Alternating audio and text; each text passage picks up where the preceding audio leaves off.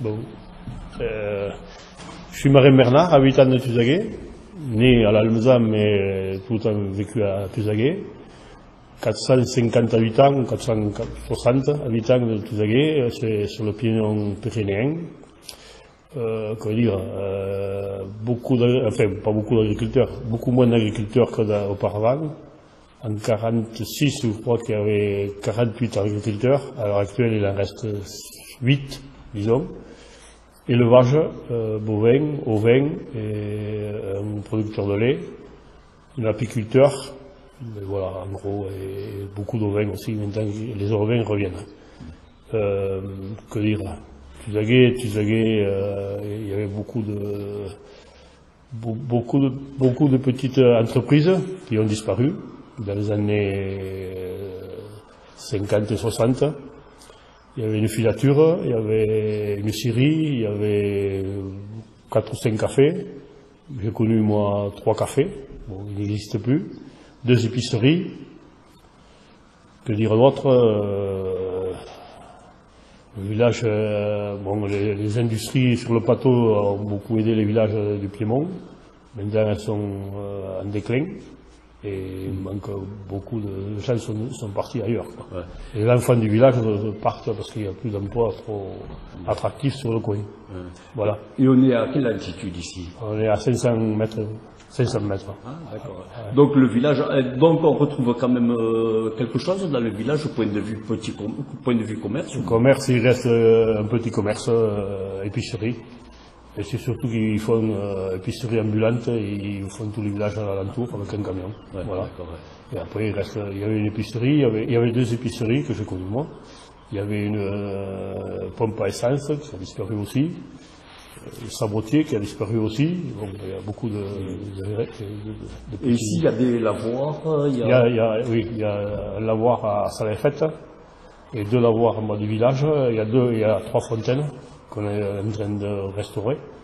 Une fontaine juste un peu plus bas que la mairie et une fontaine privée, ils ont remis la tête de lion. Qui se trouve en bas du village, là. Qui se trouve en bas du village. D'accord. Voilà. C'est sur le vieux village, quoi. Parce qu'après, le village s'est étendu, justement, avec les industries autour, et les gens ont construit un peu l'extérieur du village. D'accord. Voilà. Le village est très étendu, alors? Ah oui, très étendu.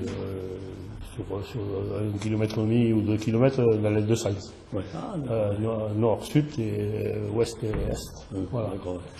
Qui rejoignent d'un côté Bidous, de l'autre côté Cantaos et Escala. À l'air. Voilà.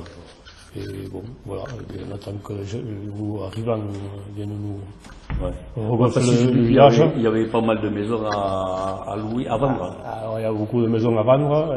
Bon, c'est les maisons, alors ça c'est un choix. Hein, un choix, une maison neuve, les gens se la font à leurs mains, mais les maisons c'est un peu plus délicat. Ah, d'accord. Voilà. Et si, sinon il y a des touristes qui viennent? Oui, il y a quelques touristes qui viennent. On a un hôtel aussi.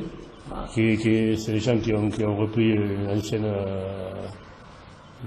colonie, on appelle ça une ancienne colonie, nous, et qui ont repris, ça marchait pas mal. Ils font restaurant, enfin ils font hôtel et restaurant. Voilà. Petit restaurant. Voilà. Et après, que dire, là j'y vis comme il peut et on essaie de l'améliorer de jour en jour. Voilà. Oui. Alors le village, il s'appelle pourquoi Tuzaguet? Tuzaguet, c'est pas tout à fait le vrai village. Le vrai village était un peu vers l'est. Ça s'appelait le Tuzac. Et le Tuzac, il a eu la peste et il a été déporté vers ici. Et il y avait un château aussi, juste à côté de la mairie. Et c'est notre saint à Tuzaguet, c'est Saint-Roch, qui soi-disant a enlevé la peste à Tuzaguet, et c'est pour ça que ça s'appelle le Tuzaguet. Voilà. Voilà.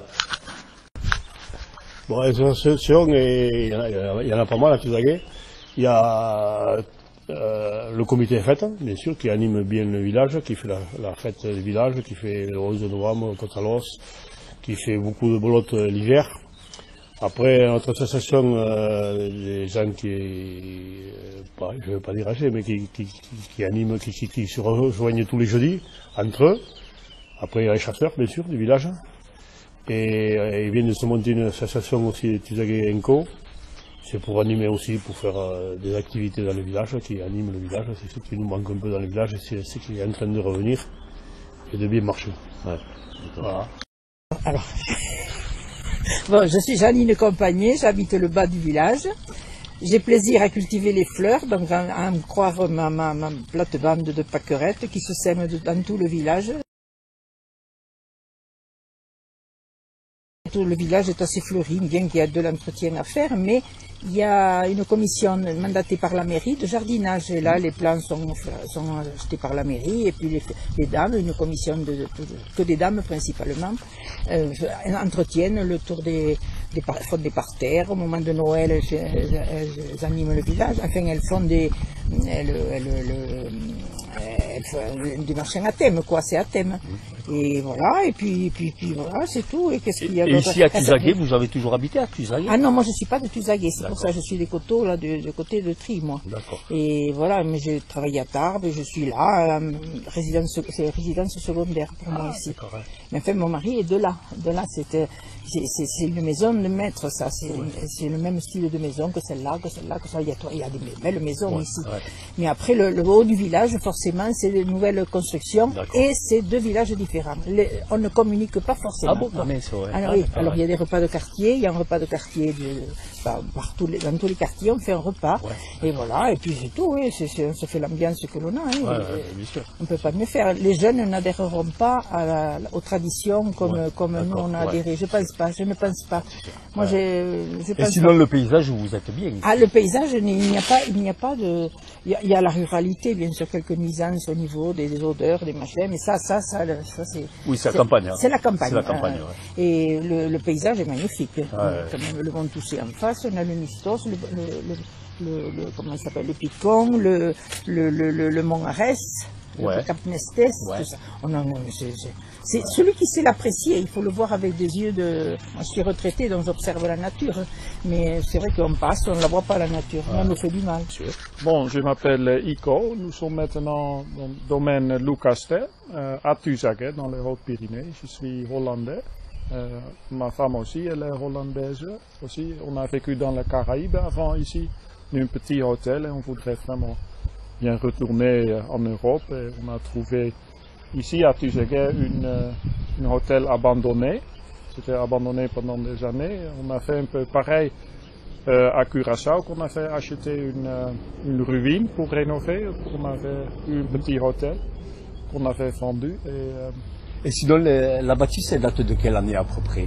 On pense 1780, juste avant la Révolution. Il y avait des visiteurs en fait de Paris qui sont venus, qui s'étaient intéressés aussi.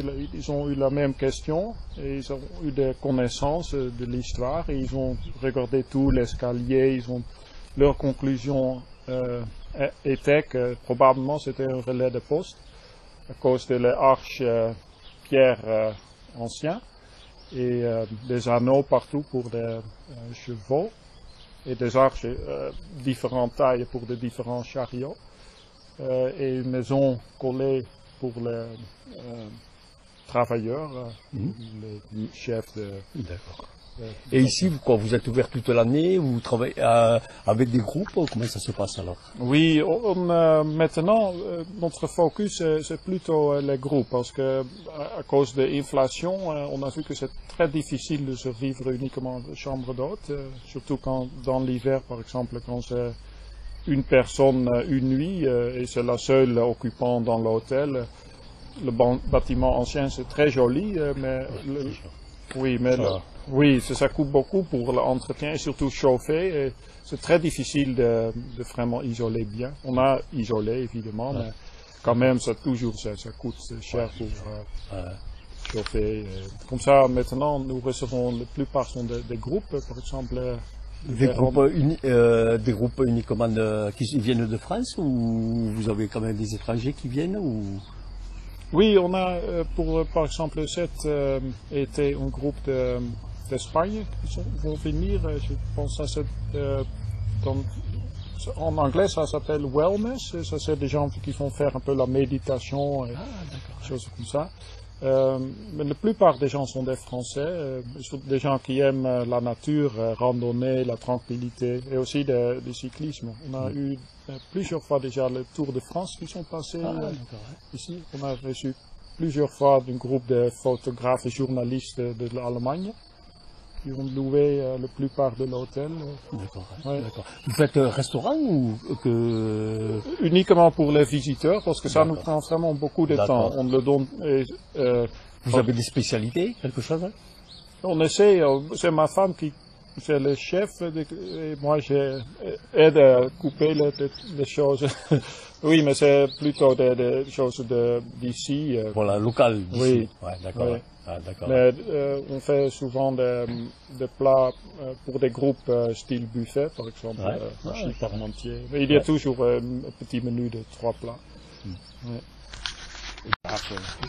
Oui, bon, avant que les gens ont inventé l'électricité, il y avait l'énergie de la Nest. Il y avait un petit canal ici à Tuzaguet et l'ancienne ruine. Ça, c'est encore la maison où ils ont fait l'énergie mécanique. C'est pour la tannerie. Il y avait beaucoup de moutons, comme il y a encore. Ils ont fait ça fait une usine de alors, il y avait une usine ici de quoi de tricoterie. Ah, d'accord. Ouais. Oui, et de tannerie pour colorer la laine. D'accord. Et après de faire des vêtements. Ouais, d'accord. Oui. De quelle année alors ça date ça? C'était Ça, quelle année? D'avant l'électricité, ça veut dire 1700 ouais, à peu près. Oui, je pense. Dans les 1800-1900 quoi. Oui, ouais, oui, juste avant. Ouais. Oui, je pense. Ouais. Oui, 1900. Avant déjà. Quand il y avait l'électricité, et après, donc, ils ont laissé tout tomber, quoi, parce que ça coûtait plus cher que... Oui, c'était plus rentable. Je pense que toutes les usines sont allées à des grandes villes, comme à Tarbes et des autres grandes villes. D'accord. Il y a eu combien de personnes qui travaillaient à la teinturerie? Vous ne savez pas du tout? Non, mais je pense un autre changement que c'était très grand, qu'ils ont construit l'autoroute, la A64, et avant le D938, il y avait beaucoup de passages dans le village, sur la route nationale, et parce que je sais que notre voisin c'est un ancien hôtel aussi, chez nous c'était un ancien hôtel, et il y a un autre ancien hôtel, un restaurant de 50 mètres à côté de nous, ils sont tous fermés. Ouais, d'accord. Ouais.